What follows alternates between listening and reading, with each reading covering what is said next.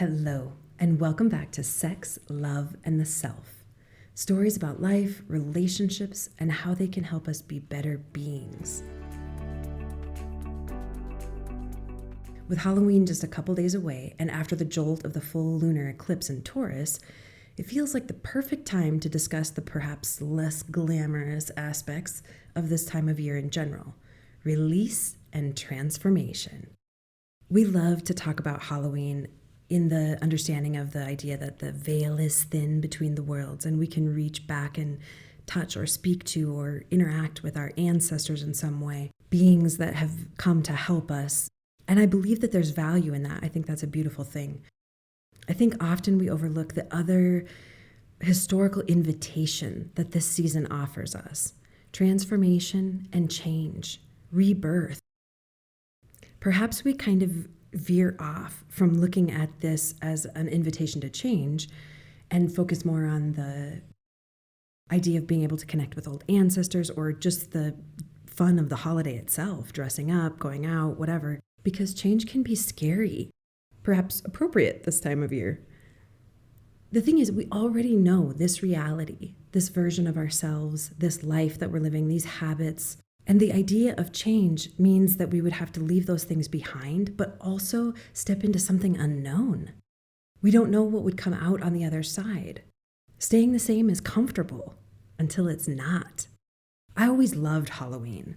I don't love to be scared, actually. In fact, I fiercely avoid scary movies and things like that. But I do love to dress up. And I always felt kind of vain about that, or, I don't know, childish or something.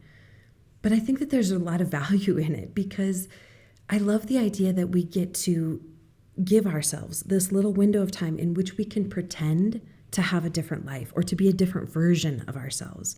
We can give ourselves permission to explore another aspect. And I think maybe that's why the sexy costumes for women have always been such a thing. And there's kind of this implied shame behind that idea, like women using Halloween to dress up, as a sexy anything, devil, bartender, whatever.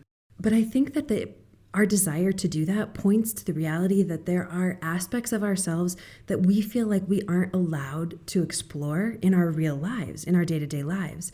We want to be able to feel sexy. Why the fuck not? We want to be able to embody that energy of confidence. We want to feel sexy. And there's no reason that we shouldn't. Because outside of Halloween, often the reality is, when do we get to explore being who we really are? I think we kind of accidentally fall into these lives. And then that isn't to say that they aren't wonderful lives, that we don't love living them, that they aren't exactly what we want and need. I don't mean to imply that. The point is that sometimes we start down a path, a career field perhaps, or a relationship or whatever. And as it evolves over years, we keep driving forward without stopping to look and ask ourselves, is this what I really want? And then at some point, we wake up and realize that maybe it wasn't, or it was exactly what we wanted, exactly what we needed. We did exactly the right thing, but we've learned all we can from that path. We've gotten all we can out of it. And the time has come to transform, to do something else. We get into this sort of habit of embodying roles and titles for ourselves, and we inadvertently let them define us. We make decisions based on whether or not it will make us the best employee, or how we think our boss will view us if we do this or that thing, or how we think our children will view us if we do this or that thing, or if this makes us, quote unquote, a good mother or father. And we start to lose sight of who we are without those titles. If you're not a mother, if you're not an employee, if you're not a son or a daughter or a sibling, who are you? So I have this incredible friend, Faye, whom I absolutely adore. And she was born in and grew up in a small town and has lived there most of her life. And she became a mother very early. And she's now in her mid-40s and she's considering moving to another country. And her daughter, Trista, who is now in her early 20s, cried when her mother told her this plan. And Faye called me on the verge of tears herself, wondering if this decision makes her a terrible mother, if moving away from her daughter makes her a bad mom. She was genuinely afraid that she was being selfish. And I'm almost embarrassed to admit that I giggled a little bit. I mean, we're dear friends, so it was okay. She wasn't, offended or insulted. But the idea that she spent her whole childhood living for and under her parents, as we all do and need to, but then almost immediately when she became an adult, she also became a mother. And then she spent her whole life living for her child and making all kinds of sacrifices to provide for her child what she believed her child needed, what she needed to do as a mother. And also the right thing. Obviously, absolutely, she had to do that. And it was part of her path. It was part of Faye's process. It was part of Faye's growth, her soul's evolution, at least in my perspective. But now, her daughter is a grown adult with a job and an apartment of her own and a boyfriend and living her whole life. And the idea that Faye is still not allowed to follow Faye's desires, to be who Faye wants to be, to live the life that Faye wants to have, broke my heart. If she's not allowed to do that in her mid-40s, when? When does she get to explore who she really is, live the life that she really wants? And of course, for both of them, there's an element of fear, understandably. Trista has had her mother at her side and arguably at her beck and call all of her life. And Faye has lived all of her life in service to her family and in this same small place in the world. And so, understandably, I can imagine that there's the possibility that this massive change in Faye's life and the way that it's going to impact everybody around them could be kind of subconsciously pushing up against the idea and making them both doubt, or making Faye doubt specifically, whether or not this is the right thing. But as she explored the idea further, as she got into this thought process, as we talked through it, she realized she really does want to do this. And she felt validated by my conversation, my encouragement that this would, of course, not make her a bad mother, that living her life was the right thing for her to do because it's her life. If she were to stay where Trista is, and Trista's life were to change in some way, and Trista moves, and then Faye goes with her, again, there's no space for Faye to live Faye's life or to be the version of herself that she wants to be. And perhaps Faye stepping out into her life and doing the things that she wants to do right now will be an opportunity for Trista to step into her life, into her role as an adult, and start taking more responsibility, making decisions for herself, understanding that, yes, her mother will always be there for her. Also, she has to do this on her own. She has to create herself. And that's the thing that I think that we forget, I guess. I don't know. At least I think I have. And not that I was asking anybody else to do it for me throughout my life. And I don't think Trista is asking that of her mother either. But I think for a long time, I sort of adopted the philosophy that the universe was acting on my life, in my life, through me, and manifesting the things that I was supposed to do or the paths that I was supposed to take and laying them out in front of me. And I like that idea. I think there's value in that for sure. But I think also the universe, in a general sense, doesn't really care. I don't believe that it's a sentient consciousness that is, driving us toward an agenda one way or the other, some destiny that we're meant to live out, but rather that our purpose here is to wholly and most authentically embody that God force energy that is the universe, that drives the universe, that exists in everything.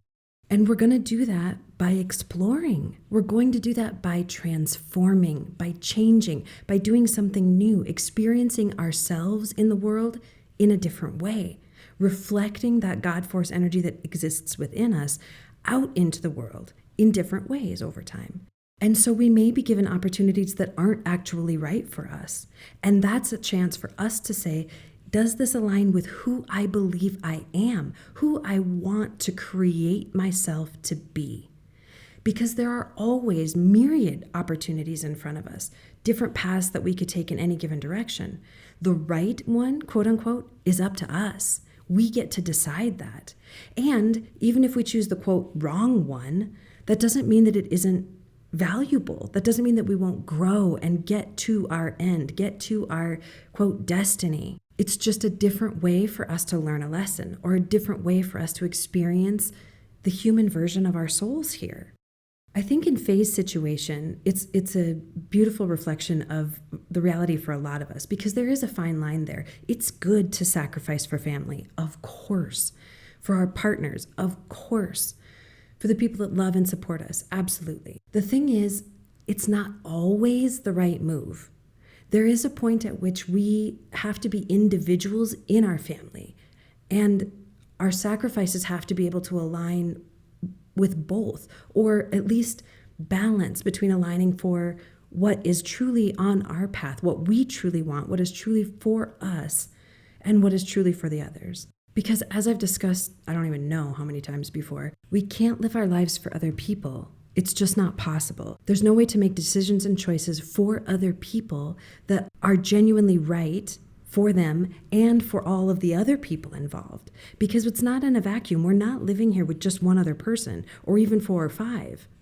Everything that we do has an impact on all kinds of other people around us. Not to mention the fact that it's entirely disempowering, totally pulls us off whatever path we may be, quote, meant for, distracts us from ourselves, what lessons we can and will be learning. It's just not the right way to go. We can't live our lives for others. Yes, we can sacrifice here and there, and absolutely we should, but we have to be able to find that balance. Like, for instance, perhaps we can't and maybe shouldn't take off in our early 30s with a child and decide to tour with a band. But perhaps as an adult, we can say, I'm going to give myself one time a year where I go to a big concert for a weekend. There's a point at which we have to acknowledge that as much as we might even want to take care of and live for other people, they have to do that for themselves. It's actually robbing them of their opportunity to grow and learn. And so it's essential, I think, for all of us to take that responsibility for ourselves and give ourselves permission to live, at least in part, our own dreams. These are our lives. This is our chance. Even if we get more than one, we don't remember it. And if we only get the one, why not go for the thing that makes us the happiest? Why not go for the thing that our true deep heart really wants? And I think often the answer to that is because it's scary. It's comfortable to live in these roles. It's comfortable to have these little titles, to be able to, more or less predict what's going to happen in our day-to-day lives because that's who we've been for 20 years. I think in this particular season of Halloween, or Samhain, as it's called in pagan traditions, we can embrace this opportunity to look at ourselves in a deeper way and say, is this my dream version of myself? Or do I at least see how I'm on my path toward my dream version of myself? We can acknowledge and seize the responsibility and opportunity that we are provided in dictating, in determining for ourselves who we are and what our lives look like. We aren't just feathers in a stream. I mean, we can live our lives that way. I did for a real long time. And I gotta say, it wasn't great. I mean, it wasn't inherently bad either. I don't mean to say that. I just surrendered all of my control because I really believed on some level that who I was predetermined, that my goal was to figure out who I was. And that's true, absolutely. But the approach that I took was that of just allowing myself to be sort of pushed around by whatever circumstances were happening in my life at any given time. And often I took the attitude, the perspective, that I was almost being punished because I wasn't doing things right when things didn't line up, when opportunities didn't come to pass, when things seemed to be falling apart in my life in some way. And now I have a slightly different perspective. Yes, I still believe my end goal is to most deeply and authentically understand and embody the God force energy, my element of the God force energy that exists within me.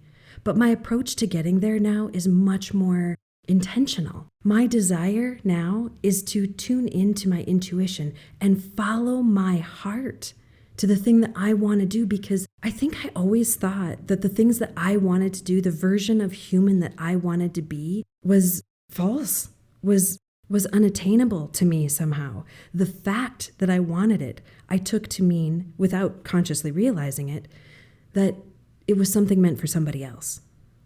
Isn't that crazy? It sounds crazy now that I say it out loud, but it's just true. And I'm realizing now that I wanted those versions of myself. I admired the qualities that I admired in other people. I wanted to embody the things that I wanted to embody because that is who I really am. That was my heart speaking to me, my intuition speaking to me, saying, Jackie, you don't want to be a banker. You don't want to be an investment broker. You don't want to go into business management and be a CEO. That's not where your true joy lies. And as I started to delve ever deeper into the fantasy reality that I had so longed for and decided was not meant for me, because I felt like I had to do the right thing. I felt like I had to do what people told me to do, what I felt like the universe was telling me to do. When all along, I think the universe was telling me to follow my heart, do the thing I wanted to do, be the person that I wanted to be. And now I love this idea that we can explore the versions of ourselves that we really want to be and align our choices and our decisions and our belief systems and the way that we treat ourselves, the way that we act in the world with those dreams. I want to encourage all of us to take this opportunity to just take a moment. I mean, seriously, like a couple minutes, and imagine the dream version of who we are, not the lives that we're living, which is the traditional, manifestation tool that I often use myself, but who we are, the kind of people that we are. If we didn't embody any particular role in the world, how would we dress? If we didn't feel like we had to fulfill a certain kind of title, what would we look like? What kind of makeup would we wear? If we didn't have to be a certain version of ourselves in the world, if we could just literally pick up a ball of clay and design ourselves exactly the way that we want to be, what would that look like? Not based on the perhaps warped versions of what we quote should look like based on the beauty industry and media and all of that, but what would our hearts want? How do we want to be in the world deep down? What does that look like? And I love the idea that we can kind of create almost an avatar, a version of ourselves, a drawing, a cartoon, a caricature, and start driving toward that. Start analyzing and making decisions based on whether or not it leads us to that version of ourselves, whether we think that version of ourselves would do or say or act, because I think that's actually the more authentic way for us to live. Opening to transformation is risky. I get that. And I think, of course, that's why it's scary. And I think also, like I said, there's the comfort element and the reality that we've lived under these titles for so long. But the reality, the truth of this is that those roles, those titles, those definitions of ourselves are constantly changing, whether we're intending them to or not.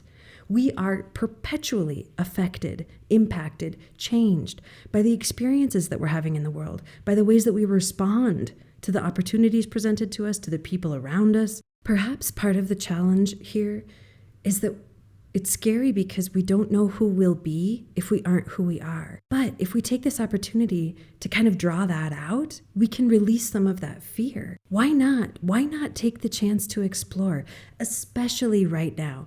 And it doesn't even mean that you would have to do anything. You don't have to change. You don't have to try to step into this other version of yourself. You probably will change over time, regardless of what you do or don't, because, as I mentioned, you're going to be impacted by your life and the decisions that you make. But if you explore it ahead of time, if you can get your head around it, if you can embrace a different version of yourself and just see what she or he looks like, what she or he would want, how she or he would navigate in the world, and decide, do I like that?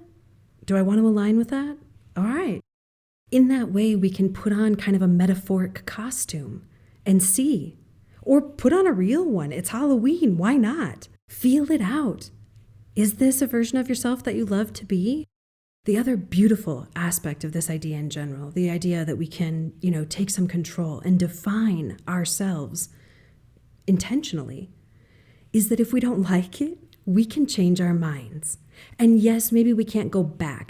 If we were to, say, quit a job because it didn't feel like it aligned with who we really wanted to be, and we're out there in the world and we're trying something else and it isn't working, it doesn't necessarily mean we can go back to the job that we had. I get that. Obviously, there is a risk there.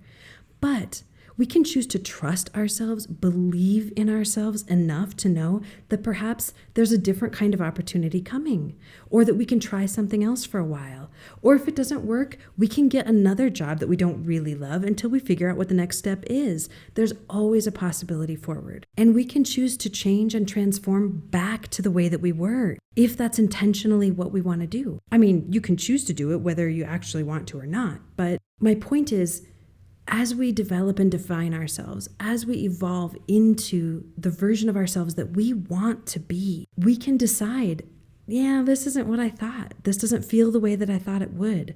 So I'm going to shift that a little bit and do something slightly different. We are co-creators in our lives, just the way that an artist is a creator, co-creator with the clay of whatever he or she is sculpting. We are sculpting and defining ourselves and therefore our lives based on all the decisions that we make on a day-to-day basis. So why not take this beautiful opportunity to just change it up a little bit, shake it up, see what it would feel like.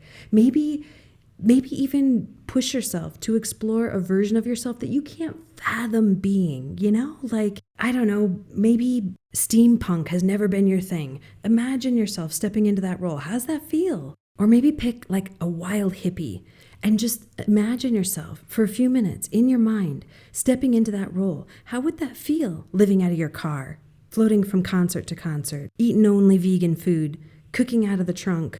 Maybe you want to explore what it would be like to be the CEO, to step into that role. Imagine yourself dressing for that part, walking into the office like a boss, your little briefcase and your cup of coffee. How does that feel? Does it align with you? I think generally we're not that far off. I don't think that it's always that dramatic. In fact, I think it's rarely that dramatic a shift. Because I think on some level, even if we think like I did, in that idea that the version of myself that I wanted to be was a desire because it wasn't meant for me. But even with that perspective, I slowly drifted toward that version of myself over years, decades.